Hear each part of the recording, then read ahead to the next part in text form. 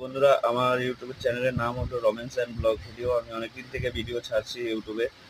ইউটিউবে কোনো video viral হচ্ছে না। এবার ইউটিউবে অনেক রকম ভিডিও দেখেছি, কী করে ট্যাগ লাগানো যায়, এই লাগানো শর্ট ভিডিওতে ট্যাগ দেওয়া যায়, এইসব অনেক কিছু দেখেছি। ভাই ওদের দেখে দেখে যেগুলো আমি করেছি একটাও কোনো কাজ দিচ্ছে না। ওরা নিজেদের ভিডিওতে লাইক পাওয়ার জন্য এইসব ভিডিও ওরা বানিয়ে থাকে। তো আজকে থেকে আমি এইসব ওদের কোনো কিছু ইউজ করব না। যার ভাইরাল হওয়ার এমনি ভাইরাল হতে পারবে, ঠিক আছে? তো কোনো কিছু টেনশনের কোনো কারণ নেই। ঠিক একটা টাইম আছে, টাইম মতো ভিডিও পোস্ট করো, দেখবে কোনো কিচ্ছু হবে না।